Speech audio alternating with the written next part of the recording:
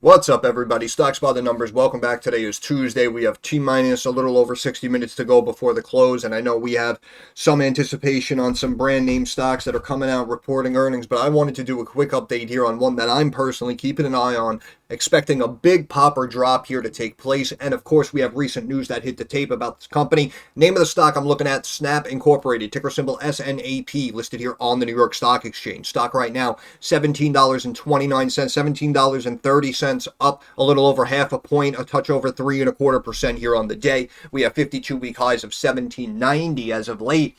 However, the company, of course, was trading well above 20 and gapped down over here mid-May. And these are a couple of the levels that I wanted to look at here and what we could potentially see, in my opinion, whether this company beats or misses earnings coming up. So first of all, the top level I'm looking at is right here at this gap down. I'm looking at this candle, as you see, bottom left of the screen, Friday, May 13th, 2022. The low of the candle on the top left of the screen, the O, the H, the L, the C, that is the open, the high, the low, the close. The low, as you see, nope, wait a minute. There it is.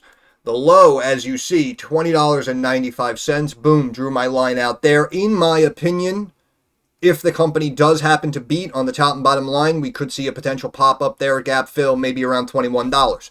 On the flip side, you can see as of late, we had this massive rally here throughout November and December. The stock was absolutely raging. The company coming off a very nice beat. Don't get me wrong. However, at the same time, they've been around for years and they're still not turning a profit, right? So, I mean, we've watched year over year revenue here. Let me show you. Look at this. Going back to 2018, low 1 billions up to 1.7 billion, jumps up 50% in revenue to 2.5 billion, jumps up more than 50% the following year up to over 4 billion. Now, as of the previous year, 4.6 billion. And this is period ending December of 2023. So that will close out the year of 2023. And if we look at these estimates here, 1.381 billion on revenue, again, still expecting a loss, of course, as you do, expecting a loss of 17.1 cents per share.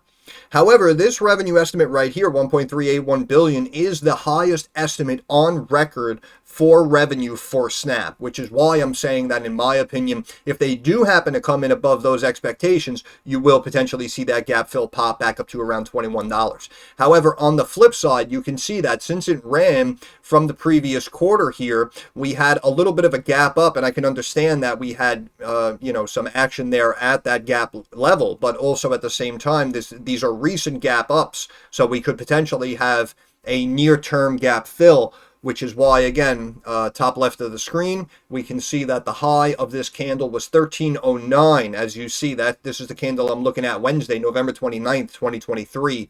And that's why I feel that, in my opinion, if the company misses on these higher than expected estimates, then we could potentially have a pullback here to about $13 a share. But 4.6 billion in annual revenue for 2022, this is what I was looking at, right? If we do some quick arithmetic here, 988 million in change, 107 billion, and 1.19 billion. And now if we take into account, let's just say they come in right at this mark at around 1.38 billion. If we add all that up, that'll be right around 4.6 billion, perhaps just a touch higher. So we could potentially, if they do beat estimates, we could potentially see now another year-over-year increase in revenue. The problem is, again, though, the profitability is kind of heading downward, which leads me to our recent news that came out randomly as the company is about to report earnings. Snap just disclosed major job cuts. Its earnings are today. So it makes you wonder, why would you trim your workforce when you're about to post earnings?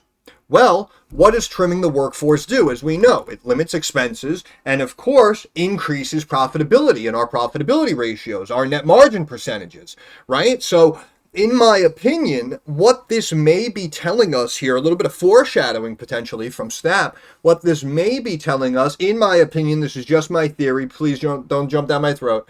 In my opinion, what this company may be slightly telling us is that we're expecting revenue to miss or potentially stagnate or potentially begin decreasing.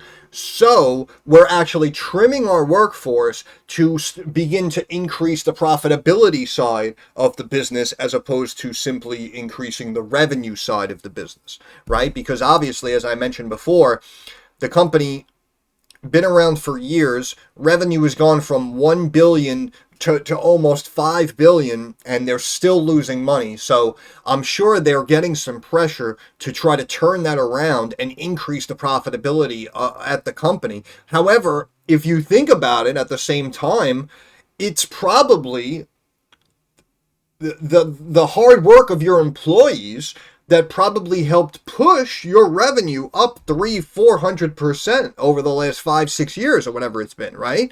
So it's almost like, they're shooting themselves in the foot, so to speak. And this is why, in my opinion, I may have a potential red flag raised here with Snap. Because now what this may be telling me is, moving forward, we may not beat and grow on the revenue side, but we're going to try to beat on the EPS side, on the profitability side. And hopefully, even if we miss on the revenue side, but if we increase the EPS side, hopefully those will kind of like cancel themselves out, and traders, investors, and everyone on Wall Street won't beat the crap out of our stock and begin to pile into puts and just short the crap out of it, right? So that is very interesting, and that is why I say, in my opinion, first of all, as you can see, if these two price target levels are accurate and we do see one of the two, then obviously you can tell, again, we're talking about a big percentage chunk up or down.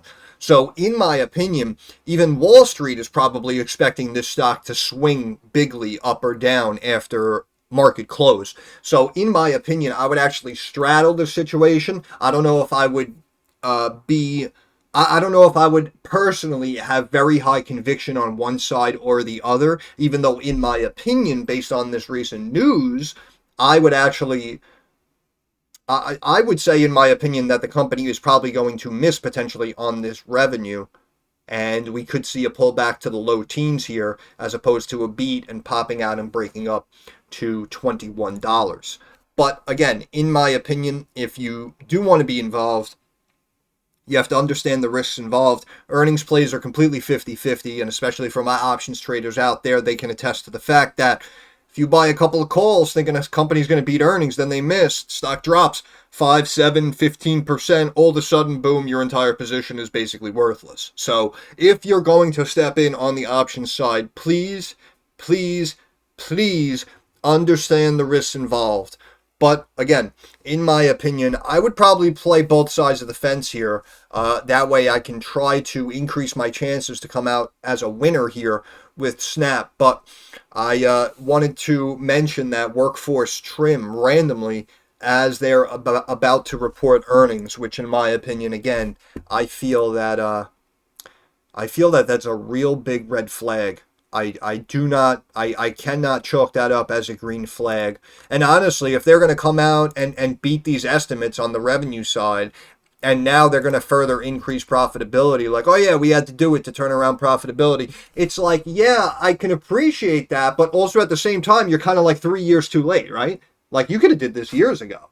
Now all of a sudden you're doing it today as your revenue has been growing over the years, and you're doing it right as you're about to report this quarter's earnings, which again, 1.381 billion on the revenue side, highest estimate so far for Snap. So, I don't know, man. I don't know. In my opinion, that's just rubbing me the wrong way that you're randomly trimming the workforce here on earnings day, basically. So that's why, again, I would say, in my opinion, I would probably go Snap puts as opposed to Snap calls. But you option traders out there, I'm sure if you crunch the numbers and you check your strikes and your expirations, and you could probably play both sides of the fence and, not cost an arm and a leg to do so. But let's switch over to stock charts real quick, and then I'll let you go. We can see here RSI now up at around 60, right? But of course, it's been climbing on anticipation of these earnings coming up. We can see the stock recently pulled back and actually bounced off of this 50-day moving average and then jumped up above this pivot point here of 1627 and then kind of bounced around and stayed in between that and the next resistance level of 1737. Company hit a high today of 1739 and then rejected a little bit. So chances are, in my opinion, is probably going to run in this last hour going into earnings, even though, again, in my opinion, they shouldn't. But only time will tell how the company posts and where it could potentially go. MACD happened to cross to the upside here just as of late on anticipation, this rally going into these earnings. But you can see the support levels here, sub 15, and then down here at 1370, which is why I feel like 14, 13, I feel like those are the low teens levels that we're probably, in my opinion, going to see if the company misses. If everyone really beats them up, depending on what they say, I mean, we could have a pullback here to the 200-day of 1163, but On the flip side, also, we can see here on the weekly, we have an RSI up here at 74.5, and it's been up there for quite some time, really, since this random rally began throughout November and December. So the RSI really cannot be, in my opinion, our leading indicator with a company like Snap. But you can see this next level resistance here up here at 2060. And what was the mark? 2095, right? So that's why I'm saying if the company does happen to come in above those revenue expectations, 2021, in my opinion, probably going to be a layup. On the flip side, again, to the downside, we have our next level down here also in the low 14s on the weekly. And that's why I'm saying if we miss, then 14, 13 and a half, 13, in my opinion, I think that is a layup as well. So obviously, can't really give you any concrete direction because, as we know, earnings are unpredictable and earnings are 50-50. We win some, we lose some. However, recently I have been doing pretty well with the earnings calls, I will say. Give myself a little pat on the back there. So obviously, again, not set in stone. Anything can happen, but with revenue estimates now pumped up at these highest of high expectations, and the company randomly trimming their workforce as they're about to report earnings. I don't think I've ever seen a company do that. But in my opinion, I would probably expect a miss. But also on the flip side, if they do beat here, believe it or not, moving forward, I may potentially be bearish on Snap as well, just off of this recent news. Right? Because they could potentially report a good quarter here, beat estimates, pop up, fill this gap here, go to 21 or whatever, make all shareholders happy.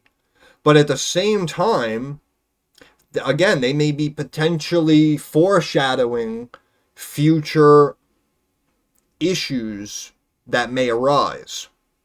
So if they're expecting, like now throughout 2024, that revenue is going to slow down and may begin to come in light below analyst forecasts and estimates, like I said, if they can control the crash and they can have the profitability increasing even though revenue is decreasing, then they may not be completely obliterated. You understand what I'm saying? They'll still be able to keep their head above water because, yeah, even though revenue may be dropping, hey, look at what we've done with profitability, right? Now we're narrowing those losses, even though they're 3 years too late, in my opinion. But you understand what I'm saying? So I'm going to end it there. So once again, this is Stocks by the Numbers. I want to thank you guys for stopping by. If you have any questions, comments, or concerns, please drop it down in the comments section. I'm usually very quick to reply. Thumbs up algorithm helps me get more eyes on the channel. And of course, subscribe to the channel. That is our handshake agreement. That is how you help me help you. But more importantly, moving forward, like I always say, I want to wish everyone success. I hope everyone makes a couple of dollars. I want to thank you so much for stopping by. And you guys take it easy.